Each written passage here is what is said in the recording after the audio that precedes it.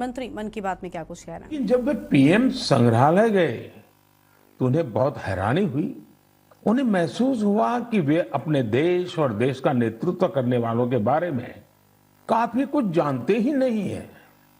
उन्होंने पीएम संग्रहालय की कुछ ऐसी चीजों के बारे में लिखा है जो उनकी जिज्ञासा को और बढ़ाने वाली थी।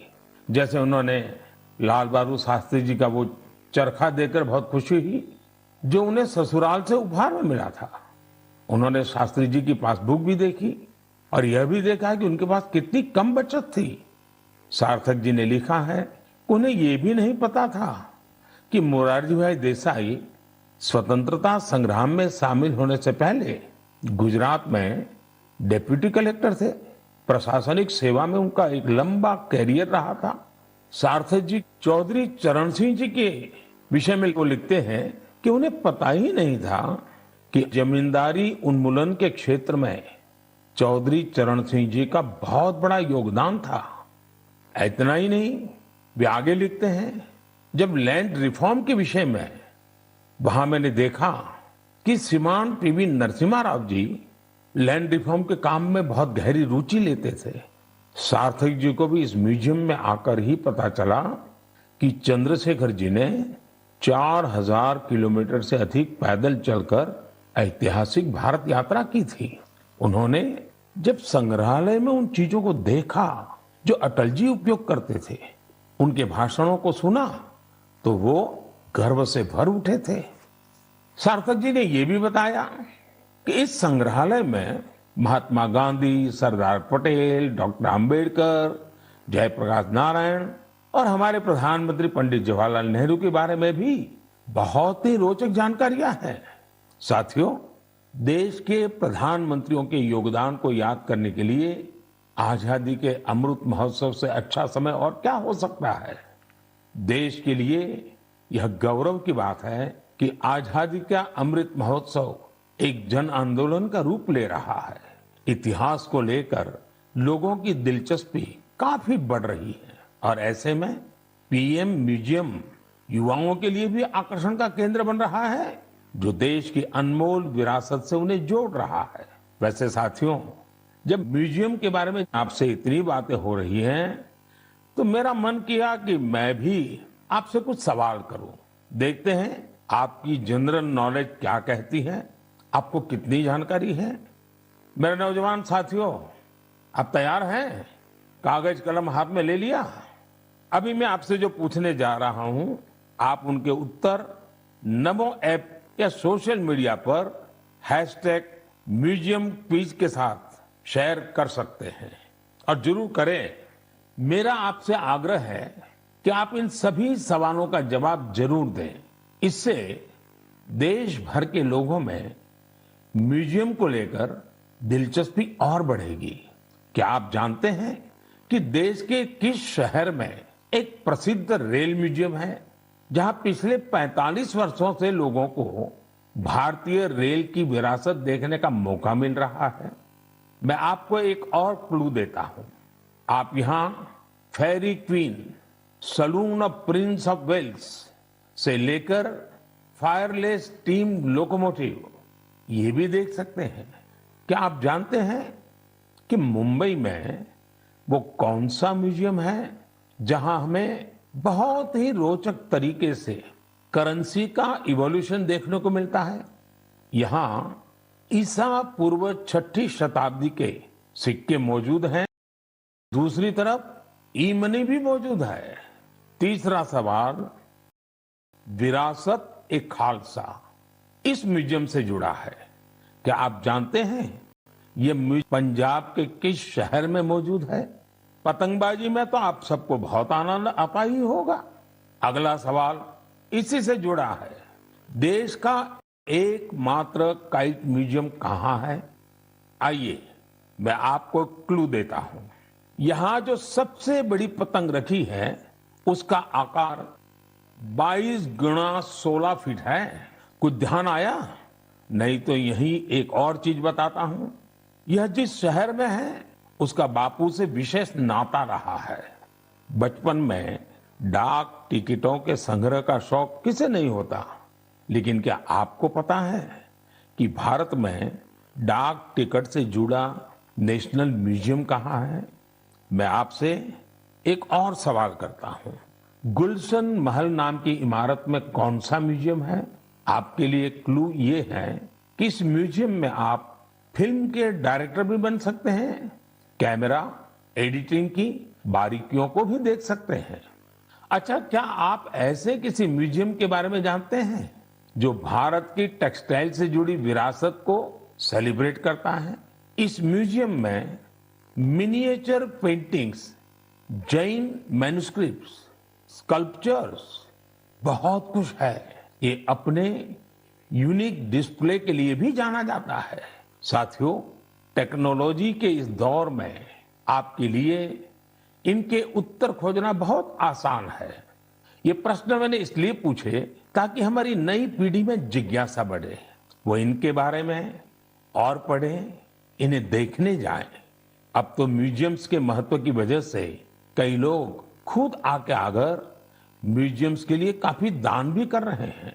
बहुत से लोग अपने पुराने कलेक्शन को, ऐतिहासिक चीजों को भी म्यूजियम्स को दान कर रहे हैं। आप जब ऐसा करते हैं तो एक तरह से आप एक सांस्कृतिक पूंजी को पूरे समाज के साथ साझा करते हैं। भारत में भी लोग अब इसके लिए आगे आ रहे हैं। मैं ऐसे सभी निजी प्रयासों की भी सराहना करता हूं। आज बदलते हुए समय में और कोविड प्रोटोकॉल्स की वजह से संग्रहालयों में नए तौर तरीके अपनाने पर जोर दिया जा रहा है। म्यूजियम्स में डिजिटाइजेशन पर भी फोकस बढ़ा है। आप सब जानते हैं कि 18 मई को पूरी दुनिया में इंटरनेशनल म्यूजियम डे मनाया जाएगा। इसे देखते हुए अपने युवा साथियों के लिए मेरे पास एक आइडिया है। क्यों ना आने वाली छुट्टियों में आप अपने दोस्तों की मंडली के साथ किसी स्थानीय म्यूजियम को देखने जाएं। आप अपना अनुभव #म्यूजियम मेमोरीज के साथ जरूर साझा करें। आपके ऐसा करने से दूसरों के मन में भी संग्रहालयों को लेकर जिज्ञासा जगेगी। मेरे प्यारे देशवासियों, आप अपने जीवन में बहुत से संकल्प लेते होंगे, उन्हें पूरा करने के लिए परिश्रम भी करते होंगे साथियों। लेकिन हाल ही में मुझे एक ऐसे संकल्प के बारे में पता चला जो वाकई बहुत अलग था, बहुत अनोखा था। इसलिए मैंने सोचा कि इसे मन की बात के श्रोताओं को जरूर शेयर करूं। साथियों, क्या आप सोच सकते हैं कि कोई अपने घर से ये संकल्प लेकर निकले कि वो आज दिन भर पूरा शहर घूमेगा और एक भी पैसे का लेन देन कैश में नहीं करेगा, नकद में नहीं करेगा। है ना ये दिलचस्प संकल्प? दिल्ली की 2 बेटियां सागरिका और प्रेक्षा ने ऐसे ही कैशलेस डे आउट का एक्सपेरिमेंट किया। सागरिका और प्रेक्षा दिल्ली में जहां भी गई उन्हें डिजिटल पेमेंट की सुविधा उपलब्ध हो गई। यूपीआई QR कोड की वजह से उन्हें कैश निकालने की जरूरत ही नहीं पड़ी। यहां तक कि स्ट्रीट फूड और रेहड़ी पटरी की दुकानों पर भी ज्यादातर जगह उन्हें ऑनलाइन ट्रांजैक्शन की सुविधा मिली। साथियों, कोई सोच सकता है कि दिल्ली है, मेट्रो सिटी है, वहां ये सब होना आसान है। लेकिन अब ऐसा नहीं है कि यूपीआई का ये प्रसार केवल दिल्ली जैसे बड़े शहरों तक ही सीमित है। एक मैसेज मुझे गाजियाबाद से आनंदिता त्रिपाठी का भी मिला है। आनंदिता पिछले सप्ताह अपने पति के साथ नॉर्थ ईस्ट घूमने गई थी। उन्होंने असम से लेकर मेघालय और अरुणाचल प्रदेश के तवांग तक की अपनी यात्रा का अनुभव मुझे बताया।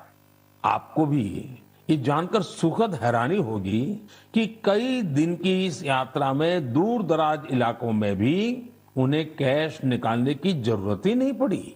जिन जगहों पर कुछ साल पहले तक इंटरनेट की अच्छी सुविधा भी नहीं थी, वहां भी अब यूपीआई से पेमेंट की सुविधा मौजूद है। सागरिका, प्रेक्षा, और आनंदिता के अनुभवों को देखते हुए मैं आपसे भी आग्रह करूंगा कि कैशलेस डे आउट का एक्सपेरिमेंट करके देखें, जरूर करें। साथियों, पिछले कुछ सालों में भीम यूपीआई तेजी से हमारी इकोनॉमी और आदतों का हिस्सा बन गया है। अब तो छोटे छोटे शहरों में और ज्यादातर गांवों में भी लोग यूपीआई से ही लेन देन कर रहे हैं।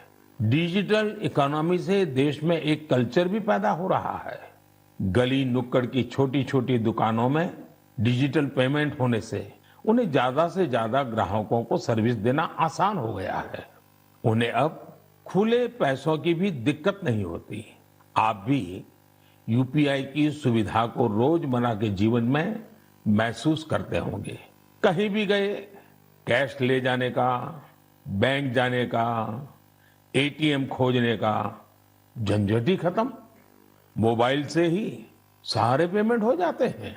लेकिन क्या आपने कभी सोचा है कि आपके इन छोटे छोटे ऑनलाइन पेमेंट से देश में कितनी बड़ी डिजिटल इकोनॉमी तैयार हुई है? इस समय हमारे देश में करीब 20,000 करोड़ रुपए के ट्रांजैक्शन हर दिन हो रहे हैं। पिछले मार्च के महीने में तो यूपीआई ट्रांजैक्शन करीब 10 लाख करोड़ रुपए तक पहुंच गया। इससे देश में सुविधा भी बढ़ रही है और ईमानदारी का माहौल भी बन रहा है। अब तो देश में फिनटेक से जुड़े कई नए स्टार्टअप भी आगे बढ़ रहे हैं। मैं चाहूंगा कि अगर आपके पास भी डिजिटल पेमेंट और स्टार्टअप इकोसिस्टम की इस ताकत से जुड़े अनुभव है तो उन्हें साझा करिए। आपके अनुभव दूसरे कई और देशवासियों के लिए प्रेरणा बन सकते हैं। मेरे प्यारे देशवासियों, टेक्नोलॉजी की ताकत कैसे सामान्य लोगों का जीवन बदल रही है, ये हमें हमारे आसपास लगातार नजर आ रहा है। टेक्नोलॉजी ने एक और बड़ा काम किया है। ये काम है दिव्यांग साथियों की असाधारण क्षमताओं का लाभ देश और दुनिया को दिलाना। हमारे दिव्यांग भाई बहन क्या कर सकते हैं, ये हमने टोक्यो पैरालंपिक्स में देखा है। खेलों की तरह ही आर्ट्स, एकेडमिक्स और दूसरे कई क्षेत्रों में दिव्यांग साथी कमाल कर रहे हैं।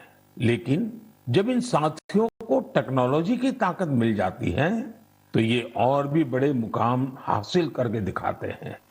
इसलिए देश आजकल लगातार संसाधनों और इंफ्रास्ट्रक्चर को दिव्यांगों के लिए सुलभ बनाने के लिए लगातार प्रयास कर रहा है। देश में ऐसे कई स्टार्टअप्स और संगठन भी हैं जो इस दिशा में प्रेरणादायी काम कर रहे हैं। ऐसी एक संस्था है voice of specially abled people.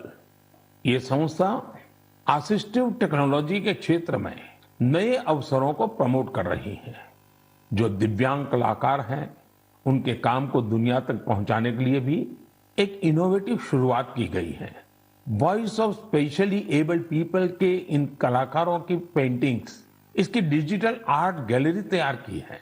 दिव्यांग साथी किस तरह असाधारण प्रतिभाओं के धनी होते हैं और उनके पास कितनी असाधारण क्षमताएं होती हैं, ये आर्ट गैलरी इसका एक उदाहरण है।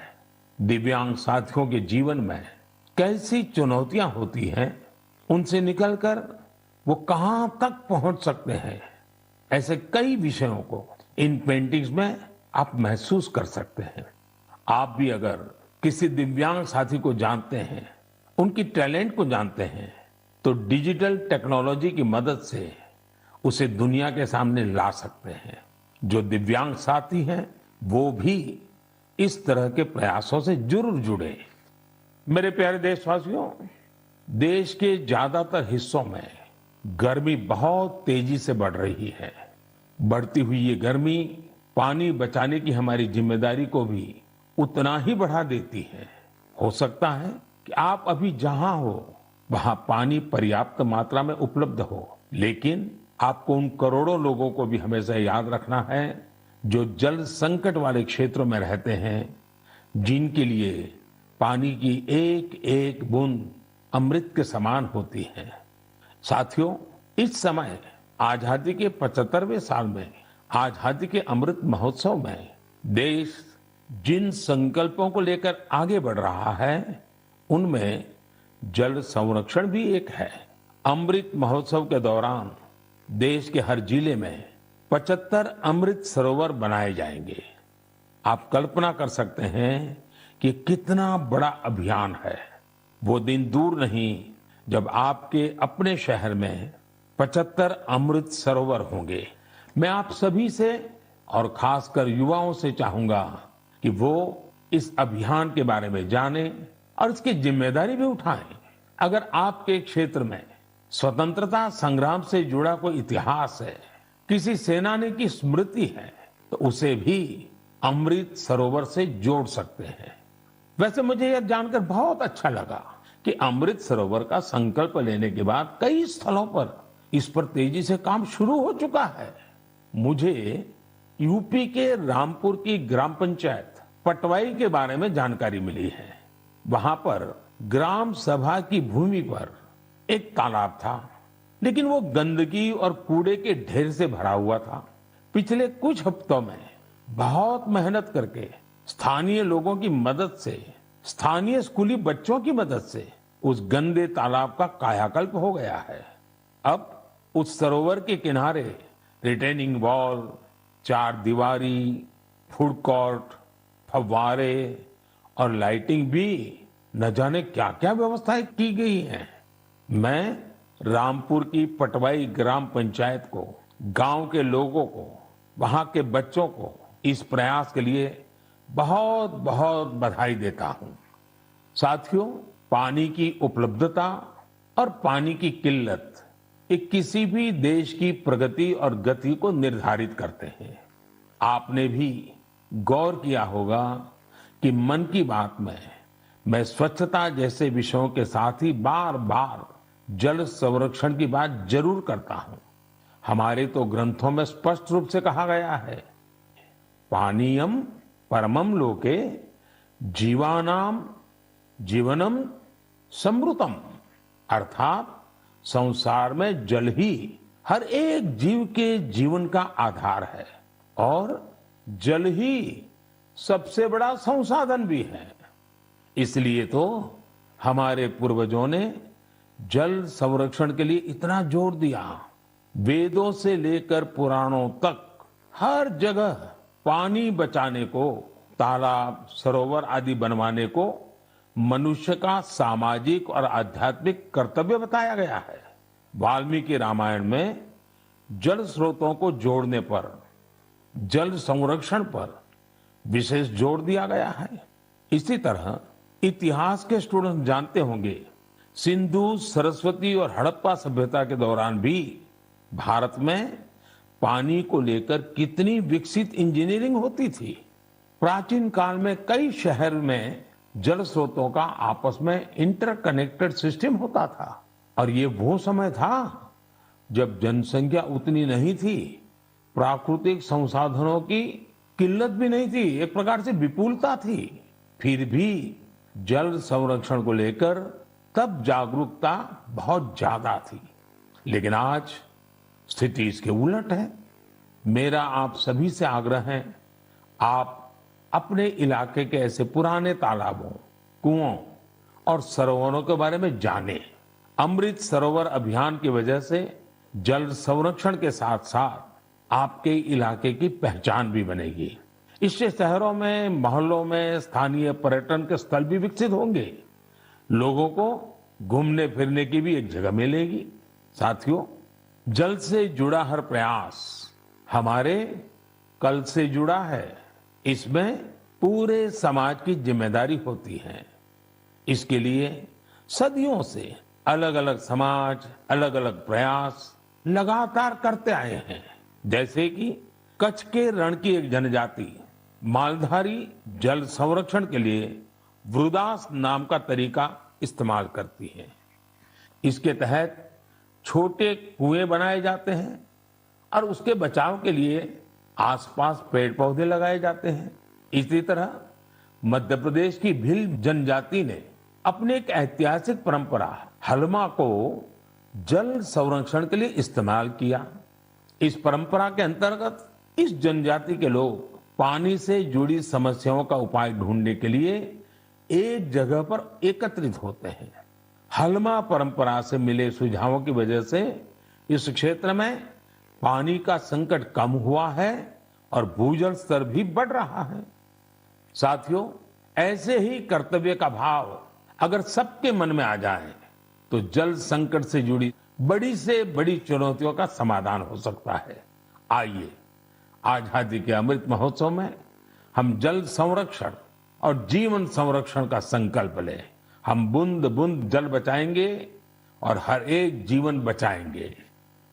मेरे प्यारे देशवासियों, आपने देखा होगा कि कुछ दिन पहले मैंने अपने युवा दोस्तों से, स्टूडेंट से परीक्षा पर चर्चा की थी। इस चर्चा के दौरान कुछ स्टूडेंट से कहा कि उन्हें एग्जाम में गणित से डर लगता है। इसी तरह की बात कई विद्यार्थियों ने मुझे अपने संदेश में भी भेजी थी। उस समय ही मैंने ये तय किया था कि गणित, मैथमेटिक्स पर मैं इस बार के मन की बात में जरूर चर्चा करूंगा। साथियों, गणित तो ऐसा विषय है जिसे लेकर हम भारतीयों को सबसे ज्यादा सहज होना चाहिए। आखिर गणित को लेकर पूरी दुनिया के लिए सबसे ज्यादा शोध और योगदान भारत के लोगों ने ही तो दिया है। शून्य यानी जीरो की खोज और उसके महत्व के बारे में आपने खूब सुना भी होगा। अक्सर आप ये भी सुनते होंगे कि अगर जीरो की खोज न होती तो शायद हम दुनिया की इतनी वैज्ञानिक प्रगति भी न देख पाते। कैलकुलस से लेकर कंप्यूटर्स तक ये सारे वैज्ञानिक आविष्कार जीरो पर ही तो आधारित हैं। भारत के गणितज्ञों और विद्वानों ने यहां तक लिखा है कि यत् किंचित वस्तु तत्सर्वम, यत् किंचित वस्तु तत्सर्वम गणितेन बिना नहीं, गणितेन बिना नहीं। अर्थात इस पूरे ब्रह्मांड में जो कुछ भी है वो सब कुछ गणित पर ही आधारित है। आप विज्ञान की पढ़ाई को याद करिए तो इसका मतलब आपको समझ आ जाएगा। विज्ञान का हर प्रिंसिपल एक मैथमेटिकल फॉर्मूला में ही तो व्यक्त किया जाता है। न्यूटन के लॉज हो, आइंस्टाइन का फेमस इक्वेशन, ब्रह्मांड से जुड़ा सारा विज्ञान एक गणित ही तो है। अब तो वैज्ञानिक भी थियरी ऑफ एवरीथिंग की चर्चा करते हैं, यानी एक ऐसा सिंगल फॉर्मूला जिससे ब्रह्मांड की हर चीज को अभिव्यक्त किया जा सके। गणित के सहारे वैज्ञानिक समझ के इतने विस्तार की कल्पना हमारे ऋषियों ने हमेशा से की है। हमने अगर शून्य का आविष्कार किया तो साथ ही अनंत यानी इन्फिनिट को भी एक्सप्रेस किया है। सामान्य बोलचाल में जब हम संख्याओं और नंबर्स की बात करते हैं तो मिलियन, बिलियन और ट्रिलियन तक बोलते और सोचते हैं, लेकिन वेदों में और भारतीय गणित में ये गणना बहुत आगे तक जाती है। हमारे यहाँ एक बहुत पुराना श्लोक प्रचलित है, एकम दशम शतम चैव सहस्त्रम अयुतम तथा लक्षम च न्यूतम चैव कोटि ही अर्बुदम एव च वृंदम खर्वो निखर्व च शंख पद्म च सागर अंत्यम मध्यम परार्ध च दश वृद्धा यथाक्रमम। इस श्लोक में संख्याओं का ऑर्डर बताया गया है, जैसे कि 10, 100, 1000 और अयूत, लाख, नियूत और कोटि यानी करोड़। संख्या जाती है शंख, पद्म और सागर तक। एक सागर का अर्थ होता है कि 10 की पावर 57। यही नहीं, इसके आगे भी ओग और महोग जैसी संख्याएं होती हैं। एक महोग होता है 10 की पावर 62 के बराबर, यानी एक के आगे 62 शून्य, 62 जीरो। हम इतनी बड़ी संख्या की कल्पना भी दिमाग में करते हैं तो मुश्किल होती है। लेकिन भारतीय गणित में इनका प्रयोग हजारों सालों से होता आ रहा है। अभी कुछ दिन पहले मुझसे इंटेल कंपनी के सीईओ मिले थे। उन्होंने मुझे एक पेंटिंग दी थी। उसमें भी वामन अवतार के जरिए गणना या माप की ऐसी ही एक भारतीय पद्धति का चित्रण किया गया था। इंटेल का नाम आया तो कंप्यूटर आपके दिमाग में अपने आप आ गया होगा। कंप्यूटर की भाषा में आपने बाइनरी सिस्टम के बारे में भी सुना होगा, लेकिन क्या आपको पता है कि हमारे देश में आचार्य पिंगला जैसे ऋषि हुए थे जिन्होंने बाइनरी की कल्पना की थी। इसी तरह आर्यभट्ट से लेकर के रामानुजन जैसे गणितज्ञों तक गणित के कितने ही सिद्धांतों पर हमारे यहाँ काम हुआ है। साथियों, हम भारतीयों के लिए गणित कभी मुश्किल विषय नहीं रहा। इसका एक बड़ा कारण हमारी वैदिक गणित भी है। आधुनिक काल में वैदिक गणित का श्रेय जाता है श्री भारती कृष्ण तीर्थ जी महाराज को। उन्होंने कैलकुलेशन के प्राचीन तरीकों को रिवाइव किया और उसे वैदिक गणित नाम दिया। वैदिक गणित की सबसे खास बात यह थी कि इसके जरिए आप कठिन से कठिन गणनाएं पलक झपकते ही मन में ही कर सकते हैं। आजकल तो सोशल मीडिया पर वैदिक गणित सीखने और सिखाने वाले ऐसे कई युवाओं के वीडियोस भी आपने देखे होंगे। साथियों, आज मन की बात में वैदिक गणित सिखाने वाले एक ऐसे ही साथी हमारे साथ भी जुड़ रहे हैं। ये साथी हैं कोलकाता के गौरव टेकरीवाल जी, और वो पिछले 2-2.5 दशक से वैदिक मैथमेटिक इस मूवमेंट को बड़े समर्पित भाव से आगे बढ़ा रहे हैं। आइए उनसे ही कुछ बातें करते हैं। गौरव जी, नमस्ते। नमस्ते सर। मैंने सुना है कि आप वैदिक मैथ्स के लिए काफी रुचि रखते हैं, बहुत कुछ करते हैं। तो पहले तो मैं आपके विषय में कुछ जानना चाहूंगा और बाद में इस विषय में आपकी रुचि कैसे है, जरा मुझे बताइए। सर, मैं 20 साल पहले जब बिजनेस स्कूल के लिए अप्लाई कर रहा था तो उसकी कॉम्पिटिटिव एग्जाम होती थी जिसका नाम है कैट। उसमें बहुत सारे गणित के सवाल आते थे जिसको कम समय में करना पड़ता था। तो मेरी माँ ने मुझे एक बुक लाकर दिया जिसका नाम था वैदिक गणित। स्वामी श्री भारती कृष्ण तीर्थ जी महाराज ने वो बुक लिखी थी और उसमें उन्होंने 16 सूत्र दिए थे जिसमें गणित बहुत ही सरल और बहुत ही तेज हो जाता था। जब मैंने वो पढ़ा तो मुझे बहुत प्रेरणा मिली और फिर मेरी रुचि जागृत हुई मैथमेटिक्स में। मुझे समझ में आया कि ये सब्जेक्ट जो भारत की देन है, जो हमारी धरोहर है, उसको विश्व के कोने कोने में पहुंचाया जा सकता है। तब से मैंने इसको एक मिशन बनाया कि वैदिक गणित को विश्व के कोने कोने में पहुंचाया जाए, क्योंकि गणित की डर सर हर जन को सताती है और वैदिक गणित से सरल और क्या हो सकता है। गौरव जी, कितने सालों से आप इसमें काम कर रहे हैं? मुझे आज हो गए करीबन 20 साल सर, मैं उसमें ही लगा हुआ हूँ। और अवेयरनेस के लिए क्या करते हैं, क्या क्या प्रयोग करते हैं, कैसे जाते हैं लोगों के पास? हम लोग स्कूल्स में जाते हैं, हम लोग ऑनलाइन शिक्षा देते हैं। हमारी संस्था का नाम है वैदिक मैथ्स फोरम इंडिया। उस संस्था के तहत हम लोग इंटरनेट के माध्यम से 24 घंटे वैदिक मैथ्स पढ़ाते हैं सर। गौरव जी, आप तो जानते हैं मैं लगातार बच्चों के साथ बातचीत करना पसंद भी करता हूं और मैं अवसर ढूंढता रहता हूं, और एग्जाम वॉरियर से तो मैं बिल्कुल एक प्रकार से मैंने उसको इंस्टीट्यूशनलाइज कर दिया है। और मेरा भी अनुभव है कि ज़्यादातर जब बच्चों से बात करता हूं तो गणित का नाम सुनते ही वो भाग जाते हैं। और तो मेरी कोशिश यही है कि ये बिना कारण जो एक हाव पैदा हुआ है उसको निकाला जाए, ये डर निकाला जाए। और छोटी छोटी टेक्निक जो परंपरा से है, क्योंकि भारत गणित के विषय में कोई नया नहीं है, शायद दुनिया में पुरातन परंपराओं में भारत के पास गणित की परंपरा रही है। तो एग्जाम वॉरियर को डर निकालना है तो आप क्या कहेंगे उनको? सर, ये तो सबसे ज्यादा उपयोगी है बच्चों के लिए, क्योंकि एग्जाम का जो डर होता है, जो हवा हो गया है हर घर में, एग्जाम के लिए बच्चे ट्यूशन लेते हैं, पेरेंट्स परेशान रहते हैं, टीचर्स भी बहुत परेशान होते हैं। तो वैदिक गणित से ये सब छू मंतर हो जाता है। इस साधारण गणित की अपेक्षा में वैदिक गणित 1500% तेज है और इससे बच्चों में बहुत कॉन्फिडेंस आता है और दिमाग भी तेजी से चलता है। जैसे हम लोग वैदिक गणित के साथ योग भी इंट्रोड्यूस किए हैं, जिससे कि बच्चे अगर चाहे तो आंख बंद कर भी कैलकुलेशन कर सकते हैं वैदिक गणित पद्धति के द्वारा। वैसे ध्यान की जो परंपराएं हैं उसमें भी इस प्रकार से गणित करना, वो भी ध्यान का एक प्राइमरी कोर्स भी होता है। Right sir. चलिए गौरव जी, बहुत अच्छा लगा मुझे, और आपने मिशन मोड में इस काम को उठाया है, और विशेष करके आपकी माताजी ने एक अच्छे गुरु के रूप में आपको इस रास्ते पर ले गई, और आज आप लाखों बच्चों को उस रास्ते पर ले जा रहे हैं। मेरी तरफ से आपको बहुत बहुत शुभकामनाएं।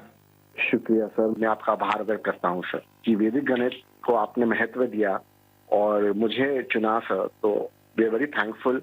बहुत बहुत धन्यवाद। नमस्कार। नमस्ते सर। साथियों, गौरव जी ने बड़े अच्छे तरीके से बताया कि वैदिक गणित कैसे गणित को मुश्किल से मजेदार बना सकता है। यही नहीं, वैदिक गणित से आप बड़ी बड़ी साइंटिफिक प्रॉब्लम्स भी सॉल्व कर सकते हैं। मैं चाहूंगा सभी माता पिता अपने बच्चों को वैदिक गणित जरूर सिखाएं। इससे उनका कॉन्फिडेंस तो बढ़ेगा ही, उनके ब्रेन की एनालिटिकल पावर भी बढ़ेगी। और हाँ, गणित को लेकर कुछ बच्चों में जो भी थोड़ा बहुत डर होता है, वो डर भी पूरी तरह समाप्त हो जाएगा।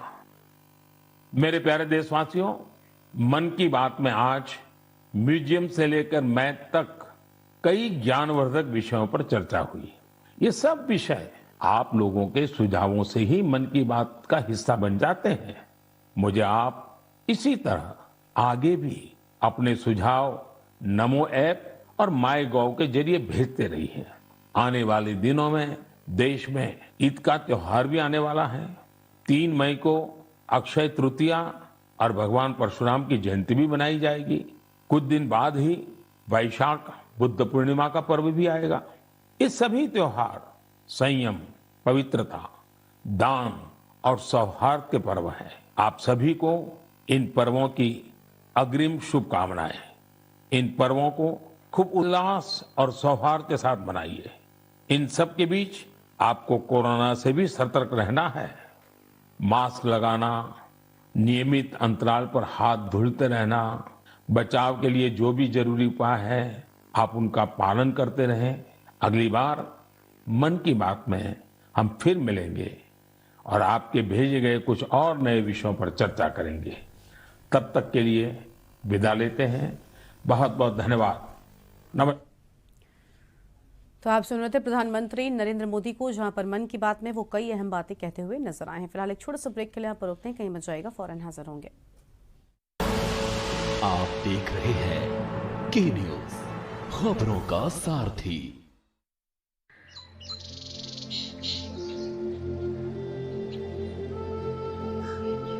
नमस्कार। भारत ने पूरी दुनिया को योग सिखाया। मैं खुद भी रोज योग करता हूँ। इससे बहुत फायदा होता है। मैं चाहता हूँ कि हर दिल्ली वासी इसका लाभ उठाए। आप भी जरूर योग करें। अगर आप योग करना चाहते हैं, सीखना चाहते हैं, तो हम आपके यहाँ निःशुल्क टीचर भेज देंगे। अगर आपकी कॉलोनी में 25 लोग हैं जो योग सीखना चाहते हैं और उनके पास कोई ऐसी जगह है जहां योग की क्लास हो सकती है, तो बस 9013585858 पर मिस्ड कॉल दें और दिल्ली सरकार आपको योग सिखाने के लिए प्री ट्रेन्ड इंस्ट्रक्टर भेजेगी। खुदी को आजमाया